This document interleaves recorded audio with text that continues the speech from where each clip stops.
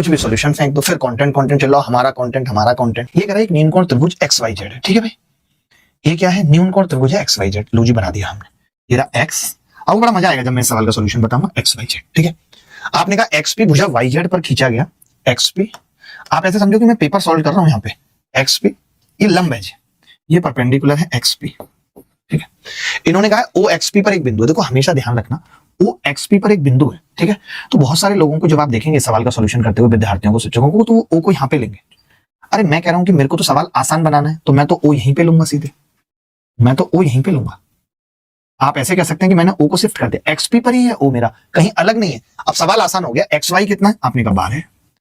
ओ Y कितना है, ओ Y तो आपने कहा ये 5 आ गया। आपसे क्या पूछ रहा है सवाल में, ओ जेड कितना है, 9 है जी। आपसे क्या पूछ रहा है, एक्स जेड पूछ रहा है, लो जी खेल खत्म हो गया। कैसे, देखो ध्यान से, अब आप पाइथागोरस लगा सकते हो। अब मैं ये कह रहा हूं ये 12 है, ये 5 है, तो ये कितना होगा, तो आपने कहा ये होगा 12 का स्क्वायर माइनस 5 का स्क्वायर, होगा या नहीं। अब आप बताओ, जब ये कोई मुझसे पूछेगा तो आप कहोगे ये अंडर रूट भी होगा, तो आप कहोगे कि जी ये हो जाएगा 12 का स्क्वायर। ये जल्दी करने के तरीके, माइनस 5 का स्क्वायर प्लस 9 का स्क्वायर हो जाएगा। बोलो हो जाएगा कि नहीं।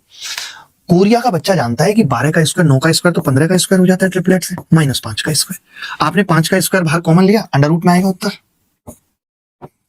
तो 5 बाहर कॉमन लिया तो कितना आ जाएगा, 5 का स्क्वायर कॉमन लेंगे तो 5 बाहर आ जाएगा। 3 का स्क्वायर 9 में से एक गया 8, 8 का मतलब 2√2, तो 10√2 उत्तर आ गया। पता है मैं पहले भी ये बात बहुत बार कह चुका हूं, आज फिर से ये बात कर रहा हूं।